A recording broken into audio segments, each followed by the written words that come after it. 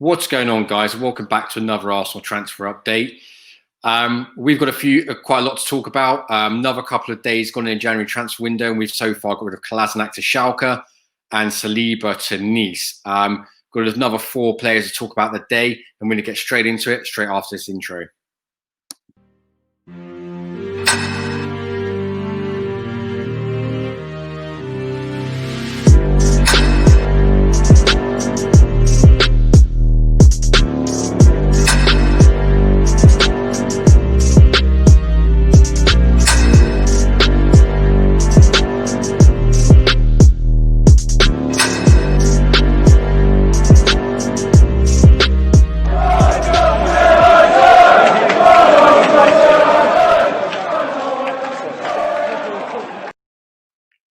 So welcome back, guys. First of all, I want to say a big up to the 2 new subscribers. Thank you for that. If you are new to the channel, guys, please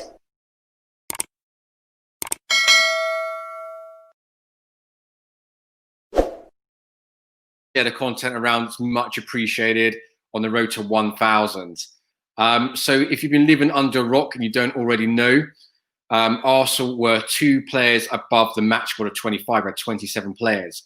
Roughly translated, that means we need to get 4 players out to get 2 in, or 3 out to get 1 in, because we need to get rid of those 2 anyway. So far, we've managed to get rid of Kolasinac. He's gone back to Schalke on loan. And also, William Saliba, he has gone to Nice on loan until the end of the season.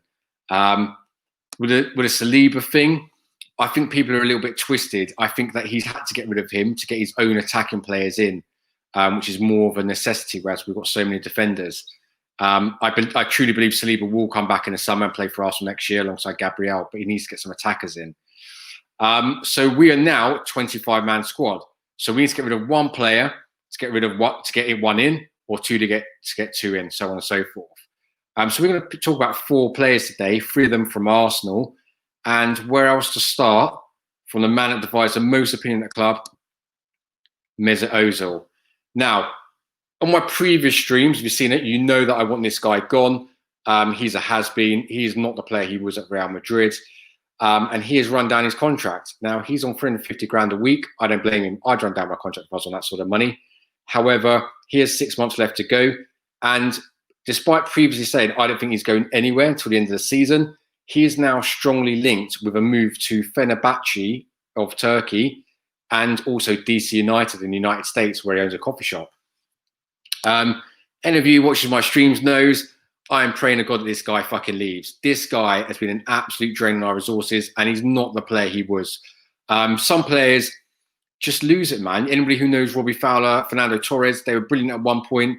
They lose it. It happens to players. Mesut Ozil doesn't contribute enough. He offers nothing defensively, and he's on 350 grand a week. Again, if you don't understand why that's significant, you can only increase your wage bill by 7% each season. Anything more than that will breach FIFA financial fair play, where you can get kicked out of Europe and also get a ban, a massive fine, and also drop points a lot. So it's actually crucial that we obviously comply with those FIFA regulations.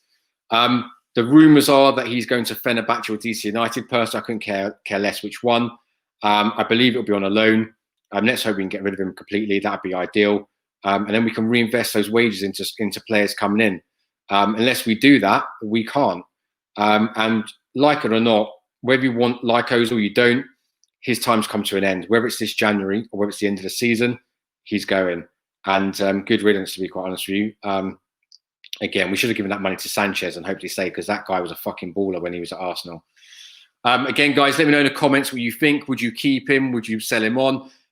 Stick a like on the video as well, please, guys. I massively appreciate that. It helps me build a channel. And yeah, let me know what your thoughts are on Ozil. We're going to move on to a player who was linked with coming into the club this time, in Julian Draxler.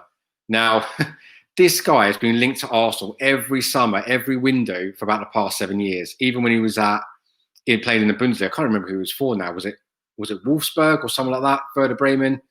Again, let me know in the comments, guys. I can't even remember. This guy has not hit the heights. He had a big money move about 5 years ago to Paris Saint-Germain, and he's spent 5 years on the bench from what I can see. Again, this isn't a guy I really want at the club. I know we're looking for a creative player with a right winger who can play number 10 as well. This guy, I don't think is the answer to our problems, and I definitely wouldn't take him permanently. I'd have a loan move for him if absolute maximum. Every time I've seen Paris Saint-Germain play, he's always been on the bench, unless it's playing like their second string side or someone's been injured or whatever. But they've played Neymar, Mbappe, Cavani, Ibrahimovic, Di Maria, Verratti. They've never played this guy, which speaks volumes. I mean, if we want to be an elite club, which I'm assuming as a supporter you want us to get to, he's not the answer. He's not going to reach us there. He's 27 years old now. He seems to have been around forever. And I'm going to put his stats up so you guys can see. I'm going to get rid of that banner as well so you can see at the bottom there. I'll take that off. So as you can see, he's not done all that. You know, a couple of seasons ago, three goals, 7 assists, 4 and 5, 4 and 1. But at a time he's playing for Paris Saint-Germain, they're playing in a Farmers League with zero competition. He should be getting better stats than that, if I'm honest with you. I'm actually surprised he's played that much. Last season, he only played 11 times, no goals and 4 assists. And this season, he scored 2 and 1 in 9 games. Again, it's not really something that's absolutely brilliant. I've no doubt he will score goals and assists. But again, guys, if that was me and I want us to be the top and challenging for a league and the European Cup, I don't think he's the right player. It seems to me that Arteta wants to draft someone in for 6 months, like Isco, to tie us over until we get Aouar, hopefully in the summer. But make no bones about it, Aouar will be interested in other clubs in the summer. So don't just assume he's going to be sat there. We've got a free go at him. Another player we're looking at that I touched on my last stream is Jeremy Buendia. If you haven't seen my stream from last one, go check it out. That's the thumbnail for it there. Go check it out on YouTube. And this guy, again, a big risk bringing him in.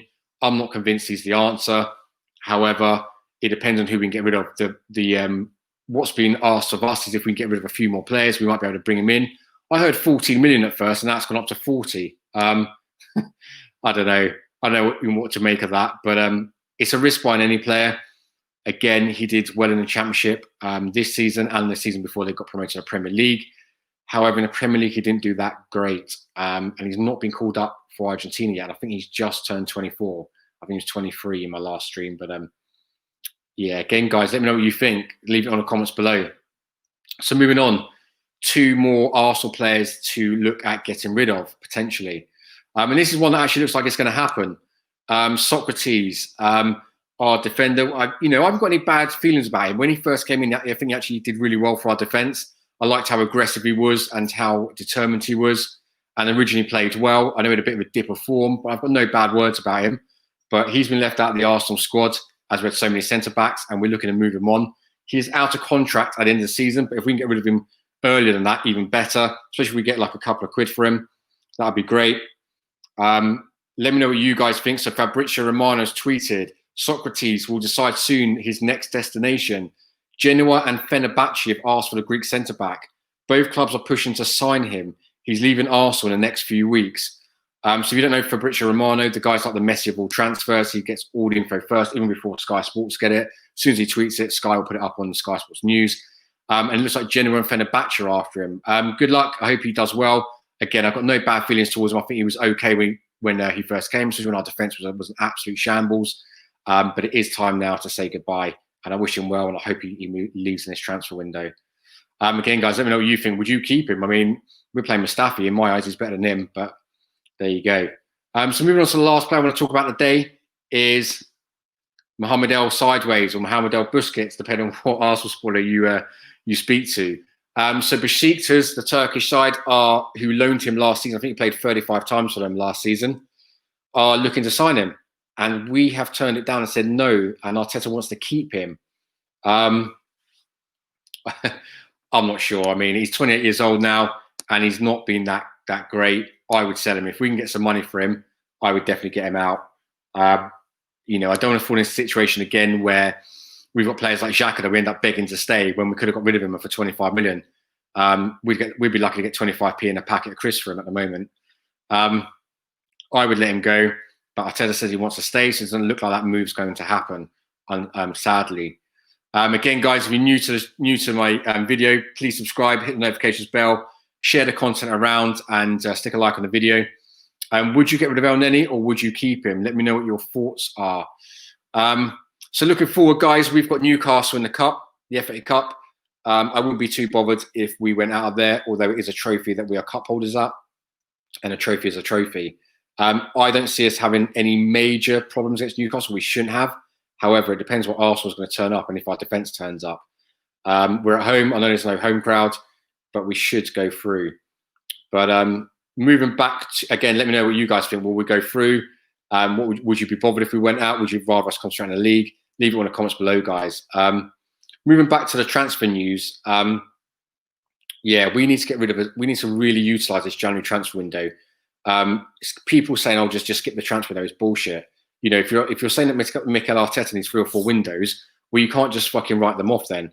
You know, you can't have it both ways. And even if we use this transfer window just to get rid of as many deadwoods as we can, Sokratis, Kolasinac, Ozil, El Neny, Xhaka, all these fucking guys, Mustafi, use it just to get rid of them. They're off the books then. They free up the wages. We can reinvest in new players. One thing I don't want to see us do is waste money on bringing people in unless it's going to be an absolutely quality signing like Awar. If we are going to get someone in, that's a stopgap, fine, but get it on a 6-month loan. Don't sign him permanently and put him on sky-high wages. We fucked up again getting William and giving him 200 grand a week. It's not okay, and that's going to screw us over. I mean, I've heard Real Betis want him at the end of the season. Let's hope he doesn't get like Ozil and decides he wants to stay and sit out his contract for the next 2 years, because that'll be another nightmare. Again, guys, let me know what you think. Personally, I don't think we're too far away. Get rid of the deadwood. Get maybe some players in on loan, maybe like Isco or Ericsson to just see. You know, Emil Smith-Rowe can't play every game at number 10, so he needs competition, a player that he can learn from. Also, he'll be rested in some games. What happens if he gets injured? All these things we've got to think of. However, we don't think we're too far away. Maybe 3 players or so. Again, get rid of as many of the deadwoods as we can. Saliba, I have no doubt, or hopefully, will come back and partner Gabriel next season. We'll have Saliba and Gabriel, Tierney left back. We just need to get rid of realise that Arteta needs to get rid of Bellerin. Put Ainsley Maitland-Niles down there. I'll get the lads Lamptey from Brighton. Get Partey and another defensive midfielder there to help protect our defence. I'm still gutted we didn't go for Decore. Bissouma is another player from Brighton that we're looking at buying. Lamptey and Bissouma would be absolutely amazing. And then we've got our front 4, you know, like Saka's been brilliant. Martinelli can hopefully keep fit. Emil Smith-Rowe will hopefully be a better player. Aubameyang can hopefully get his shooting boots back on.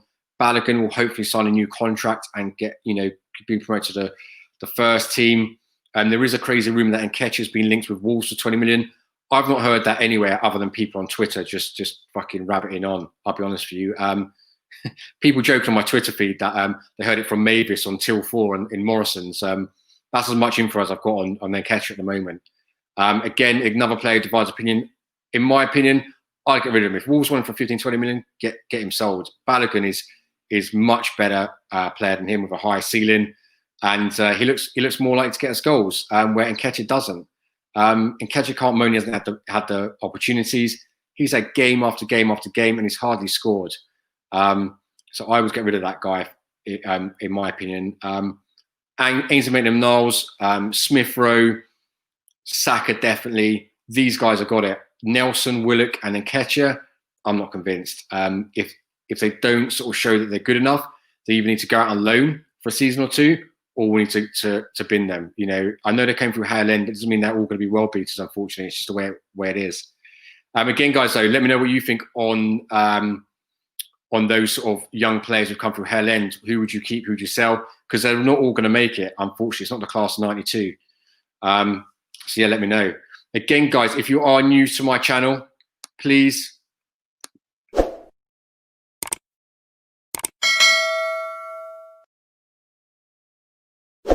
okay. For any of you who aren't already, you can follow me on all these platforms, Instagram, Twitter. Follow me on there. Also, Facebook, my Facebook page. I'm trying to get some more followers on there. Also, and I've also joined. For anybody who doesn't know, I've been blocked from fucking live streaming on YouTube for 90 days, which is annoying. Can't stream again to the end of March. So I'm going to be live streaming on Twitch and Periscope. So follow me on there, and I'll do some live streams on there in the next week or two, and hopefully get the live streams back up and going again until we can get onto YouTube, and then we can add that one back into the mix.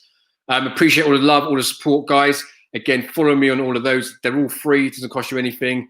And I'll be back tomorrow with some more transfer news. Until then, guys, take care and have a good